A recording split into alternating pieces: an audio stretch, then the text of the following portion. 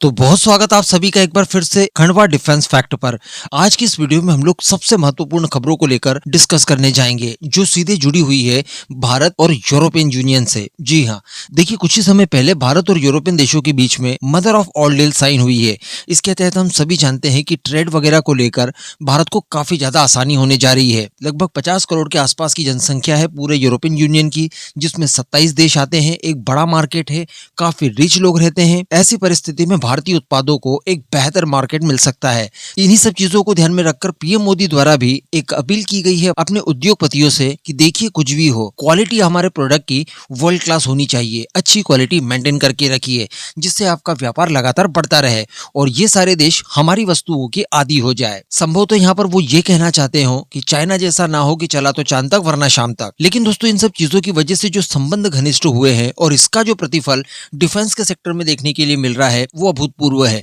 यानी हम लोग केवल ये एक्सपेक्ट करें कि देखिए डोनाल्ड ट्रंप के टैरिफ्स को काउंटर करने के लिए यूरोपियन यूनियन और भारत द्वारा इस तरह की मदर ऑफ ऑल डील को किया गया है, तो हम लोग यहीं तक सीमित नहीं रहने वाले हैं। मैंने आपको बताया था कि लगभग 800 बिलियन डॉलर्स का यूरोपियन देशों का एक रीआर्मामेंट प्लान चल रहा है जो कि वर्ष 2030 तक पूरा करना है। इसके लिए इन्हें इंडस्ट्री पार्टनर्स हर हाल में चाहिए होंगे, अपने हथियारों को तैयार करवाने के लिए भी और अपने हथियारों को बेचने के लिए भी एक बड़ा मार्केट चाहिए होगा। इसी में नाम निकल कर आता है भारत। और अब आप ऐसा समझ लीजिए कि कुछ ऐसी डील्स होने जा रही है जिनको लेकर आप ये कह देंगे कि ये मदर ऑफ ऑल डील नहीं बल्कि फादर ऑफ ऑल डील है। तो चलिए अगले कुछ मिनटों में और सारी चीजें जान लेते हैं। आप बस इसी तरह की वीडियोस के लिए अपने खुद के इस चैनल को सब्सक्राइब जरूर कर दीजिएगा। तो देखिए, सर्वप्रथम तो ये बताया जा रहा है कि भारत और जर्मनी बहुत ही ज्यादा क्लोज पहुंच चुके हैं अपनी प्रोजेक्ट 75I की डील को लेकर, जिसके तहत 6 सबमरीन्स जो कि वर्ल्ड क्लास होंगी और साथ ही एआईपी सिस्टम से लैस होंगी, इनकी टेक्नोलॉजी ट्रांसफर और लोकल मैन्युफैक्चरिंग के प्रावधानों के साथ डील होगी जो कि लगभग $8 बिलियन के आसपास होने जा रही है। कुछ आर्टिकल्स में प्राइस को लेकर डिफरेंसेस देखने के लिए जरूर मिले हैं, लेकिन जो ओरिजिनल डील का स्ट्रक्चर है वो लगभग $8 बिलियन के आसपास का है। बाकी चीजें पता चलेगी तब जब डील साइन होगी। इसी को लेकर बताया ये जा रहा है कि मार्च के अंत तक इसको लेकर डील साइनिंग हो सकती है। जी हाँ, तो काफी लंबे समय से हम लोग प्रयासरत थे। रिसेंटली जर्मन चांसलर भी भारत आए थे और अब इस तरह की खबर निकल कर आना, कहने का मतलब फ्रेमवर्क तैयार कर लिया गया है। इसके तहत जो सबमरीन्स आएंगी वो टाइप 214 नेक्स्ट जेन सबमरीन्स को तैयार किया जाएगा जो कि कई सप्ताह तक पानी के नीचे रहकर आसानी से ऑपरेशंस को कंडक्ट कर पाएगी। इनका एआईपी सिस्टम भी वर्ल्ड क्लास है और भारतीय नौसेना की वास्तविक रिक्वायरमेंट यही सबमरीन्स पूरा करती है। इसमें 40% से लेकर 60% तक का इंडिजिनाइजेशन भी किया जाएगा। तो कुल मिलाकर एक बहुत अच्छी खबर यहाँ पर मानी जा सकती है। इसके साथ ही हम सभी जानते हैं कि भारत और फ्रांस के बीच में जल्द ही 114 एमआरएफए के तहत रफाल डील भी होने जा रही है जो कि लगभग फिलहाल $35 बिलियन की बताई जा रही है। तो $35 बिलियन ये, और अगर हम लोग $8 बिलियन ही P75I का जोड़ें तो ये टोटल $43 बिलियन का हो जाता है। इसी के साथ साथ जो सबसे बड़ी खबर है वो ये है कि इंजन को लेकर भी भारत और फ्रांस के बीच में जल्द ही डील साइन होने वाली है। जी हाँ,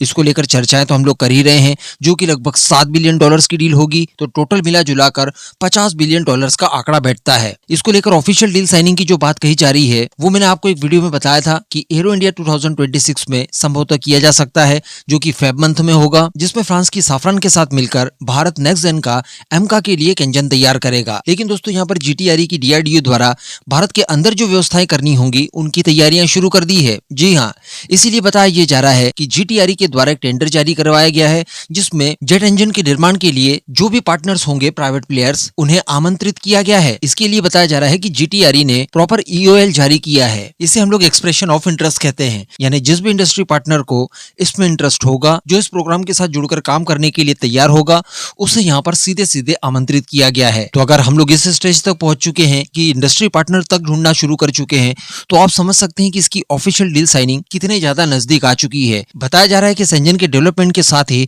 भारत के अंदर एक जबरदस्त तरह का इकोसिस्टम तैयार हो जाएगा, क्योंकि इस तरह के इंजन में बताया जाता है कि 11 प्रकार की सबसे प्रमुख सबसिस्टम्स होते हैं। साथ ही 34 असेंबलीज होती हैं, 120 से अधिक इसके अंदर सब असेंबली और लगभग 2500 तरह के अलग अलग घटक पाए जाते हैं, यानी कल पुर्जे वगैरह आप समझ लीजिए। तो इस तरह से टोटल कल पुर्जों की संख्या 23,000 तक पहुंचती है। इतने तरह के अलग अलग कल पुर्जों से मिलकर एक इंजन तैयार होता है। तो इन सारे कल पुर्जों को भारत में ही तैयार करना होगा। अब आप थोड़ा सा सोच कर देखिए कि ये सारी चीजें जब भारत में बननी शुरू हो जाएगी तब क्या इम्पैक्ट पड़ेगा, भारत कितना ज्यादा इसके बाद सशक्त हो जाएगा। संभवतः इसके बाद किसी भी प्रकार का इंजन तैयार करने में हमें किसी अन्य देश की कोई आवश्यकता नहीं रह जाएगी। साथ ही इसके लिए टेस्टिंग फैसिलिटीज भी तैयार की जा रही हैं, जो कि ग्राउंड वाली भी होंगी और साथ ही एयरबोर्न टेस्ट फैसिलिटीज भी होंगी, टेस्ट बेड वगैरह सब कुछ होगा हमारे पास। तो किसी प्रकार की कोई निर्भरता विदेशी नहीं रह जाएगी इसके बाद। तो एक बहुत ही बड़ी और एक बहुत ही महत्वपूर्ण खबर है कि भारत अपनी नौसेना के लिए नेक्स्ट जेन सबमरीन्स, एयरफोर्स के लिए 114 रफाल जैसे महंगे विमान और साथ ही भविष्य में किसी प्रकार का कोई विमान इंपोर्ट न करना पड़े,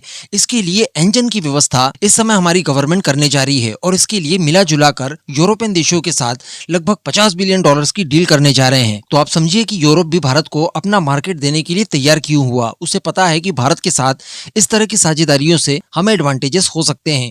इसी तरह का एडवांटेज लंबे समय से रशिया लेता आया, अमेरिका के पास मौका था लेकिन वो चूक गया और यूरोपियन देशों ने इसका फायदा उठा लिया। वैसे वीडियो के अंत में हम लोग इस बात को भी नजरअंदाज नहीं करना चाहेंगे कि इन सब के लिए प्राइम मिनिस्टर मोदी को भी एक छोटा सा थैंक यू बनता है। अकेले डिफेंस के सेक्टर में एक साथ $50 बिलियन इन्वेस्ट करना ये बहुत बड़ी बात है, बहुत ही ज्यादा बड़ी। और केवल 3 ही प्रोजेक्ट में, बाकी के जो प्रोजेक्ट चल रहे हैं जो स्वदेशी हैं या विदेशों से इंपोर्ट करने हैं या फिर को डेवलप करने हैं, जिसमें आप अमेरिकन इंजन भी शामिल कर लीजिए, जिसमें F404 इंपोर्ट किए जा रहे हैं, F414 को भारत में बनाना है, तेजस बन रहे हैं, तेजस मार्क 2 बन रहा है, टैट BF-M का हमारी SSN बनेगी, प्रोजेक्ट 76I बनेगा। तो कहने का मतलब एक बहुत बड़ा नेटवर्क प्राइम मिनिस्टर मोदी ने फैला दिया है भारत के अंदर। इसके लिए उन्हें भी ढेर सारा धन्यवाद और शुभकामनाएं।